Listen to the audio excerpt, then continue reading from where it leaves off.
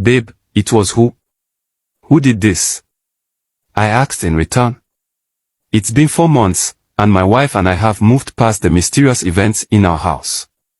We've nearly fully recovered from the mysterious occurrences. I was in the parlor and was watching a football match, when the door cracked open, revealing my wife who was just returning from work, smiling like someone who just won millions or contract. Babe, what is it? Why are you this happy? I asked out of curiosity. You don't want to see me happy? She replied back jokingly. What? Why would you say that? It's just that you were acting sick throughout the weekend and here you are happy and looking healthy. I answered, giving out a blazing smile. She fixed her gaze on me, wearing a chic smile, before reaching into her bag, revealing an envelope. She stretched it to me without a word and signaled me to look into it. I grabbed and brought out the white sheet inside the envelope. Babe, we are pregnant. I exclaimed with joy that knew no bounds. I leaped up and hugged her, I kissed her, I lifted her. We both celebrated, welcoming the joy of parenthood once again. After the party, I discharged my wife to return to the bedroom to sleep while I took care of the cleaning. It took me 2 hours to clean up, but still it was as if I did nothing. Sleep traveled far away from me, so I sat back after cleaning and watched movies. While I was still happy watching the TV, I overheard the screams of my wife from the bedroom. I jumped up like a frog running to the waters. Babe, what is it? Why did you scream? I asked concernedly as I cuddled and tried to comfort her. My wife kept touching her tummy and her vagina, as if she was expecting something. Out of curiosity, I asked her again, babe, what is it? I dreamed going into Sophia's room and I met her crying. I tried comforting her, but on the process she stood up and with grin on her face she stabbed my tummy. My wife said amidst tears. It's okay, it's just a dream. I tried to make her feel better. She then requested to go ease herself, but upon standing up she screamed and fell back to the bed and held her tummy. Babe, what is it? I shouted in terror. My tummy, it hurts, she said. I assisted her to go to the toilet and yet again she screamed after urinating and was about flushing. I walked closer to her and was shocked to see that my wife urinated blood. I rushed and got the car keys, then drove her to the hospital. I stood awake till 5 am when the doctor was through with his examinations. The doctor reported that the fetus was stabbed with a knife and medically it can only happen if an operation was done. I was shocked at his words. I walked to my wife's ward and felt a sharp pain as I saw tears falling off my wife's eyes. I couldn't take it anymore, so I walked out of the ward and drove home. I went straight into Sophia's room and was shocked when I saw the room scattered with blood stains on her bed, the exact place my wife described that Sophia stabbed her in her dreams. I scattered the room and checked if I would see anything unusual, but nothing. I was still on the search when a call came from the hospital that my wife has been discharged. I rushed back to the hospital and brought her home. I discussed everything I saw in Sophia's room and suggested I should empty her room and burn her properties. My wife obligated my decisions and rather accused me of using Sophia for ritual. It's been 2 weeks now, but my wife was still sobbing in pain for the loss of her child. I needed someone to care for her because I normally go to work, so I needed someone to care for her when I'm gone. I thought of calling my brother, who was in his finals in the senior secondary school sector. I put a call through to my mom and asked him to bring him. She refused, but after I promised her I was putting him in a private school, she chose to let him come over. She believes private schools are better than government or public schools. The first day my brother came, it was in the morning, just about when I was stepping out for work.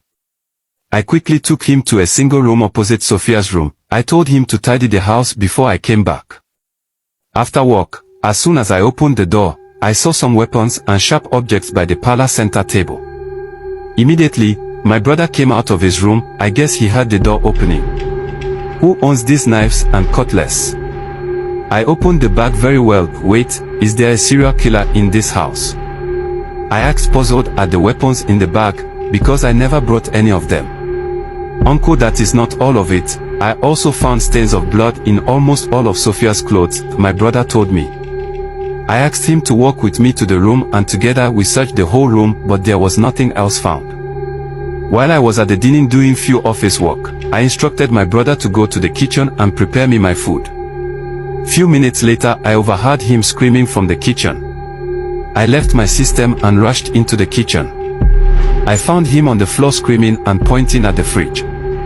I went forward to take a look and I was shocked to see someone's kidney in my fridge. My brother tried to run, but I held him and swore that I knew nothing about how the kidney got there. We debated a long time on the topic before he decided to stay. I asked him to prepare the food while I go bury the kidney. I took a shovel and walked to the backyard at the dark hours and dug a hole. While I was digging, I heard footsteps behind me. I waited a while and turned but saw no one. I kept digging, then finally buried it, but as I turned to leave for inside, I saw someone running back from the other end of the building. I stood up with the shovel and tried to chase after it, but it was aimless. I didn't see it anymore.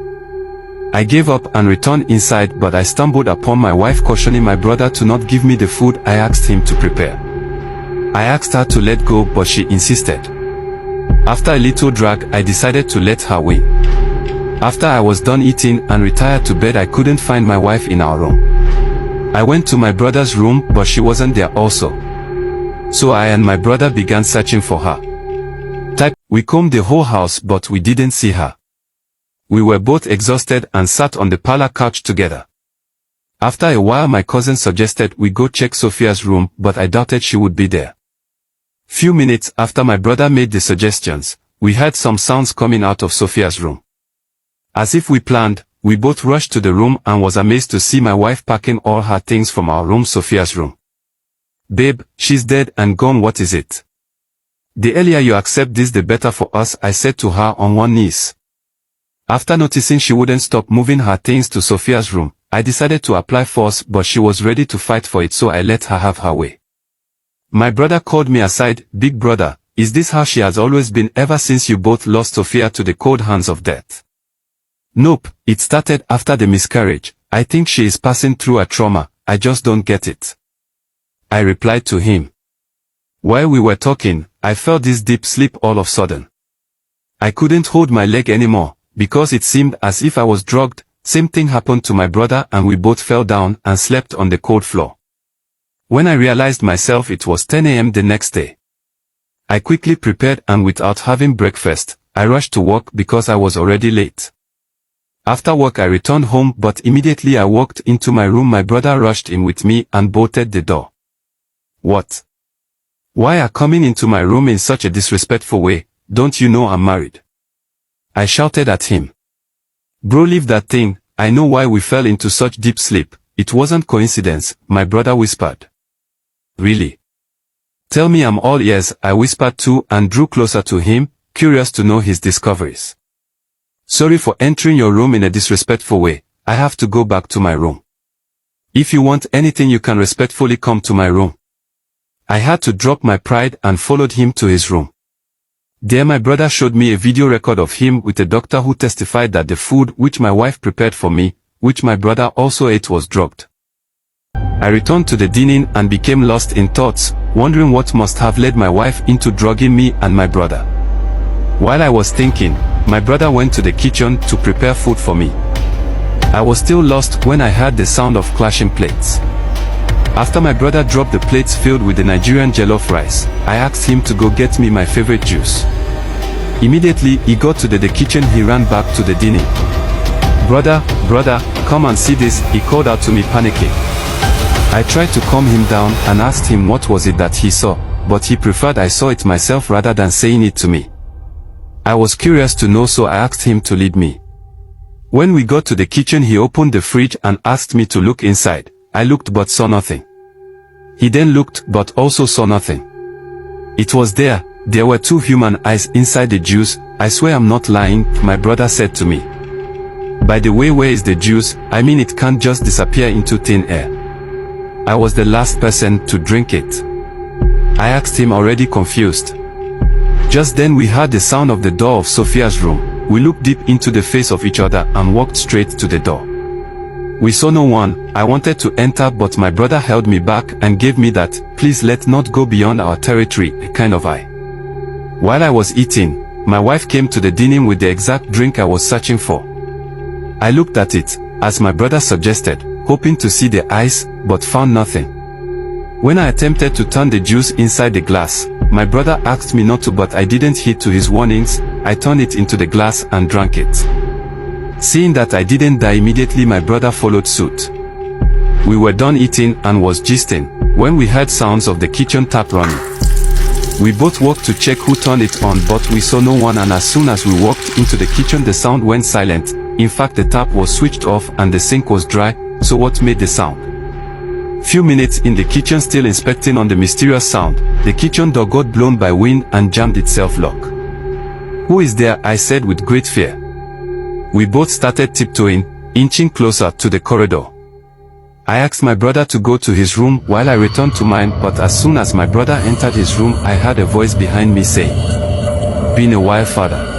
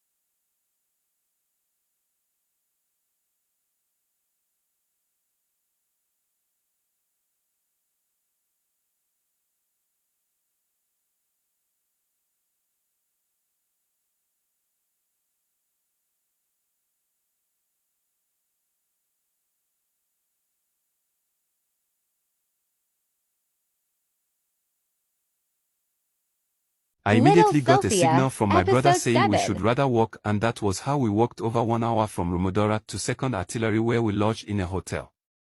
At the hotel, my brother began questioning me. He asked me severally, but I kept telling him I didn't, but he wanted more. "Okay brother, how did she die?" my brother asked. It was early in the morning, and just like every other day, I normally drop her off at school. I asked Kojo, my former security, to get the car clean. After a moment, Kojo came back to me and confirmed he was done. I called Sophia out and we both hit the road. While at top speed, a big truck rushed in front of us. I quickly mashed the brake pedals, but rather than stopping, I paused and shedded tears. Instead of it to stop, it kept on moving. I was lucky to be alive, but I wish I replaced her. I said amidst tears. I would never do anything to hurt her, I just don't know why all this is happening. My brother held me and comforted me. We called the room service and ordered for food. We talked a bit after the meal before checking the time, and it was past 3 a.m. We bided each other good nights and then laid down to sleep. We were almost fast asleep when I heard a squeaky sound on the ceiling. I chose to ignore it, but I couldn't when water eventually dropped on my eyes. I opened my eyes and found out that my brother was gone. I immediately stood up and checked the toilet, but he wasn't there. I checked the time and it was 30 minutes after we laid down. I asked the receptionist if she ever saw my brother, but she replied negatively. I checked every corner of the hotel, but no sign of him. I was scared of returning to the room, so I stayed up all night at the reception. It was exactly 6:30 a.m. when I saw someone walking with a hoodie over her head with the same description of my wife, just that I didn't see her face. I tried to walk to her, but unfortunately she entered into a cab and they rode off so quickly. It then occurred to me that I needed to be at work. I quickly got back to the room and prepared for work. I got to work a bit late. My face was pinned to my computer and I was typing when I felt this cold wind and my office door shaking, making a rumbling sound. I raised my head up but fell unconscious from terror of what I saw. I tried to open my eyes, but my visions were blurry, but I could hear faint voices, although I couldn't say for sure what I was hearing, but I could tell it was a female voice. I tried to stand up even though I couldn't feel my body, but then a soft and gentle hand held me on my chest and I could hear her faintly saying, "Mr. Richard, you have to rest, you're safe now." Immediately I felt a pinch on my shoulders and then a deep sleep enveloped me, that I fell into the depths of sleep. Hours later I woke up and immediately someone touched my arm with 2 hands. "Sir, how are you now?" the person said. I turned and stared at her. It was Sherry, the South African girl who worked as my secretary. I was weak and hungry that I couldn't say a word. I only made a faint smile. "You must be hungry." She turned and checked in her bag, bringing out a flask and opened it and began feeding me its content, which was spaghetti and chicken stew. "Sir, what happened? What led to you fainting?" she asked, with all keenness. I was about answering her when the doctor walked in with a report or a blue file in her hand. She cleared her throat before making the announcement that I was drugged with psychedelics. It's a type of drug which causes one to see, feel and hear things that are not real. But I and Sherry was shocked at what the doctor was explaining. Sherry asked me who must have drugged me, but I didn't even reply her since I was lost deep in thoughts. "Ma'am, so you're saying the attack from my late daughter was all my mind tricking me?" I asked. "Yes, Mr. Richard, none of it were real. You must calm down and think who must have drugged you and why." "Good day, sir. If you need anything you can ask any of the nurses," the doctor said and took her leave. "Sir, who is the cause of this?" Sherry asked. "I don't know, I haven't done any wrong." "Why all this, even though, why don't they just kill me?" I replied her. "Sir, whoever did this only wants you to suffer. Did you in any way hurt your wife, or harmed her?" Sherry asked, with a suspicious look. "Nope, why do you say so?" I retorted. "It's just that after you fell unconscious I called your wife and immediately she heard of your condition she laughed and ended the call," Sherry said. It was the next day, early in the morning. Sherry slept by me while sitting on the chair. We were both asleep when the police burned into the hospital and dragged me to the station. At the station, I was beaten mercilessly and was accused of using someone for ritual. I tried to convince them, but no one heeded. It wasn't till in the evening that day that Sherry returned to the station with my lawyer. They were the ones who forced the police to explain exactly my crime.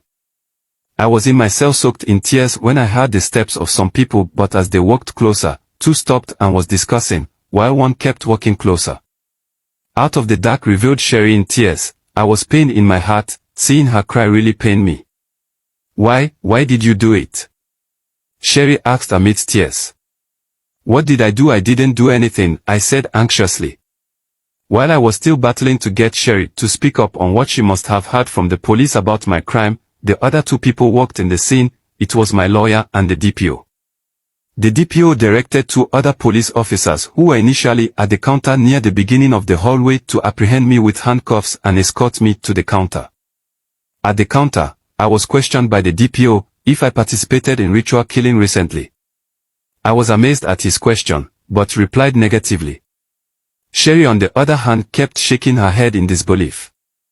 I was then taken to an empty room in the station and there I stumbled upon my brother who was almost mentally ill. He was acting as if he had been seeing a ghost. I shedded tears in pain at the sight of his condition. We found him in a wardrobe in the hotel room you lodged in on Friday last week. And report states that you also came into the hotel with him, the DPO said. I fell down and began begging the DPO, swearing that I had no hands in his suffering, but they all fell on deaf ears.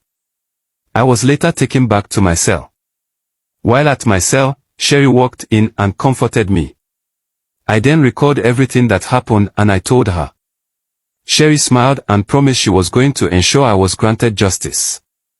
By afternoon the next day around 2 p.m., Sherry walked into the cell to give me food. I was surprised at how she was able to pass the policemen at the counter and walk into the cell to deliver food.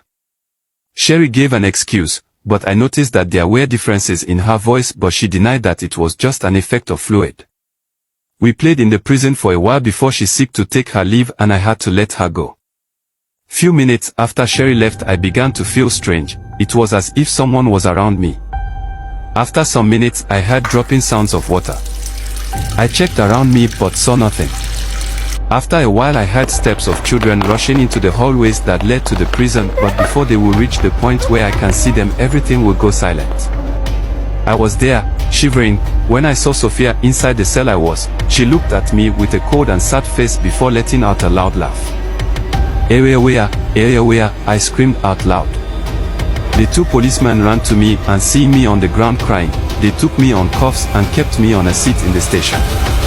While I was there I got shocked seeing Sherry coming again with a plate of food in her hands. It's just been 30 minutes she left.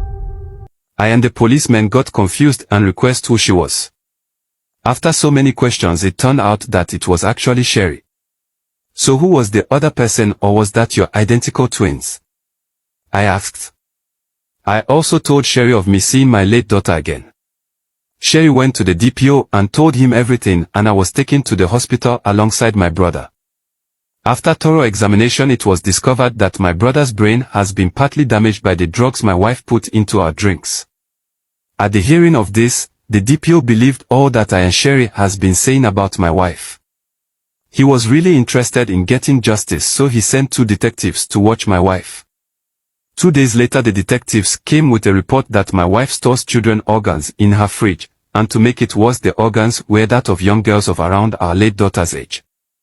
To set her up the DPO called her to the station and sympathized with her on her loss over our daughter. The DPO then asked her how she would feel to have a young girl of Sophia's age to keep her company. She accepted and the DPO gave her one of his niece. 1 week after the girl made report that my wife always leaves the house at midnight and returns home with the bags with blood stains on them. The DPO directed the girl to lock the doors and keep her camera on. He also asked 2 policemen to hide in a closet. By midnight that day, my wife walked into the room of the DPO's niece with a knife. About to stab her, the 2 policemen in the closet held her and handcuffed her. During my wife's interrogation she kept laughing and seemed to be happy. The man in charge of her case got confused and asked her the reasons for her actions. It turned out to be that my wife blamed me for our daughter's death and she used that drug to make me see hallucinations and make it seem as if I was responsible for our daughter's death. She only wanted me to suffer till I lost my sanity. But on the course of her act she wasn't satisfied and had to start hunting other kids and blaming them for being alive at the age Sophia died. Also after the death of Sophia she took an oath not to carry another child, and that was why she aborted her pregnancy and pretending it was Sophia hunting her. I was later released after her confessions and I found Sherry beautiful enough to be my wife and the mother of my kids. My brother recovered after 6 months in the psychiatric hospital. And everything went back to normal. The end. If you enjoyed the story, drop a comment of what you learned from the story. Like and share.